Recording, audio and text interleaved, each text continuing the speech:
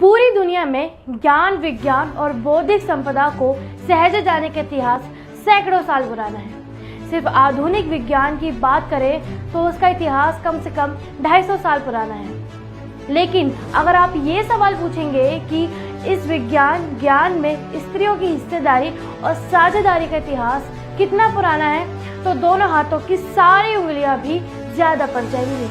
नमस्कार, मेरा नाम है हर्षिता शर्मा और आप देख रहे हैं द ग्राउंड टीवी।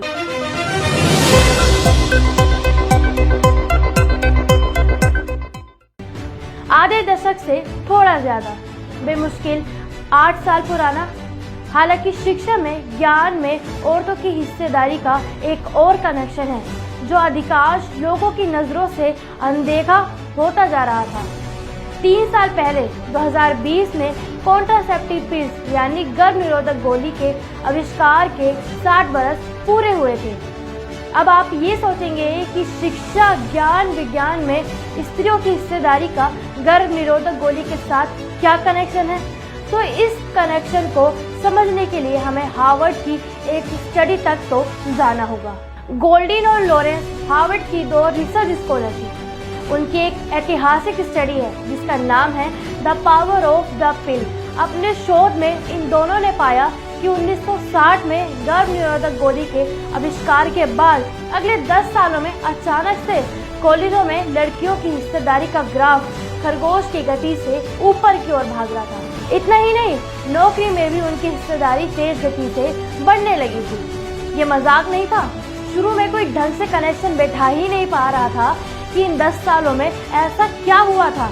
आइए आपको बताते हैं। हुआ ये था कि गर्भ निरोधक गोली ने लड़कियों को विवाह और अनचाहे गर्भ की बाध्यता से मुक्ति दिला दी थी। शादी और गर्भ व्यवस्था महिलाओं को प्रगति की राह में सबसे बड़ी दीवार थी। अधिकांश लड़कियां शादी के बाद सिर्फ तुरंत गर्भ धारण कर लेना, मां बन जाना या नए जन्मे बच्चों की जिम्मेदारियों के बोझ के कारण अपनी पढ़ाई जारी नहीं रख पाती थी। एक छोटी सी गोली ने उन्हें इस अनचाहे गर्भ से मुक्ति दिला दी थी। गुजरात हाई कोर्ट के जज समीर दवे निश्चिंत ही इस इतिहास के अध्याय से पूरी तरह अनजान रहे होंगे जब वो 16 साल की एक लड़की के अनचाहे गर्भ पर अपने विचार व्यक्त करते हुए नारीवाद और विज्ञान का इतिहास कोट करने की बजाय मनुस्मृति को कोट कर रहे होते हैं। गुजरात की एक 16 साल की बच्ची अनचाहे गर्भ की चपेट में आ गई थी। वो गर्भपात के जरिए इस जिम्मेदारी से मुक्त होना चाहती थी, जिसने पिता के जरिए न्यायालय का दरवाजा खटखटाया ताकि उसे गर्भपात की अनुमति मिल सके। लेकिन उसे यह अनुमति देने की बजाय जस्टिस समीर दवे ने कहा, जाओ जाकर अपनी माँ और दादी नानी से पूछो, वो तुम्हें बताएंगी कि पहले के समय में 14 से 16 साल की उम्र में लड़कियों को शादी कर दी जाती थी और 17 साल की होते होते वो कम से कम एक बच्चे की माँ तो बन जाती थी। तो बेसिकली ये समझने और इस बात के प्रति संवेदनशीलता बरतने की एक 16 साल की लड़की का इतनी कम उम्र में अनचाहे गर्भ की चपेट में आ जाना, बच्चे को जन्म देना, माँ बनना जीवन भर की त्रासदी होगी। जज साहब बच्ची को ज्ञान दे रहे थे कि पुराने जमाने में ऐसा ही होता था और ऐसा तो बिल्कुल नॉर्मल सी बात है।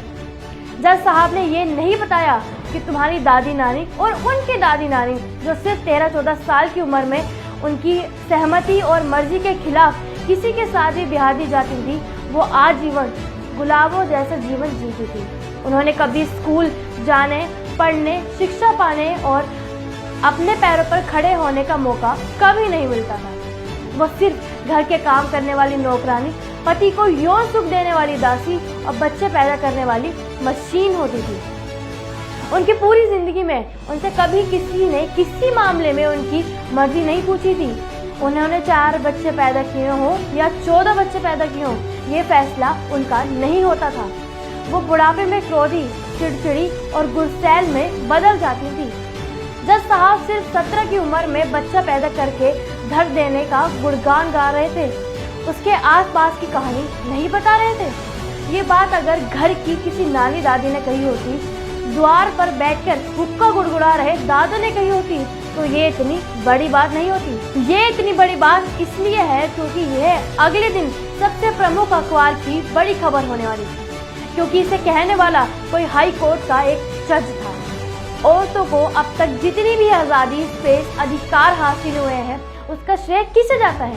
उसका श्रेय समाज को, परिवार को, बदलते हुए पुरुष को नहीं जाता। उसका श्रेय जाता है सरकार को, लोकतंत्र को, इस देश की लोकतांत्रिक संस्थाओं को इसका श्रेय जाता है। इसका श्रेय जाता है इस देश के संविधान, कानून को और उन लोगों को जिन्होंने ये कानून बनाए हैं। इसका श्रेय जाता है इस देश की न्यायपालिका को और इसका श्रेय जाता है विज्ञान की उन तमाम महाखोजों को जिन्होंने औरतों होने की त्रासदी को औरत होने की ताकत में बदल दिया था। संविधान में लिखा गया कि जेंडर के आधार पर कोई भेदभाव नहीं होगा। इस देश के कानून ने कहा कि औरत और मर्द का हक बराबर होगा। समान वेतन का अधिकार, मानवता सुरक्षा का अधिकार, संपत्ति में बराबरी का अधिकार, सामाजिक सुरक्षा का अधिकार, यौन उत्पीड़न से सुरक्षा का अधिकार, दहेज उत्पीड़न से रक्षा का अधिकार, ये सारे अधिकार कानून ने, न्यायपालिका ने दिए हैं। न्यायालयों ने ये भरोसा दिलाया कि किसी संकट की स्थिति में उसका दरवाजा खटखटाया जा सकता है। ये बात इतनी चिंताजनक और तकलीफदेह इसलिए है क्योंकि इसे कहने वाला कोई गली मोहल्ले का अंकल आंटी नहीं, बल्कि न्यायपालिका का एक जज है। वो है जो न्याय और बराबरी की हम औरतों की आखिरी उम्मीद होता है। यह रोशनी है जो दुनिया की दिए अंधेरों में चमचमाती है। ये भरोसा है कि जब कोई नहीं होगा, हमारे पास साथ कानून होगा।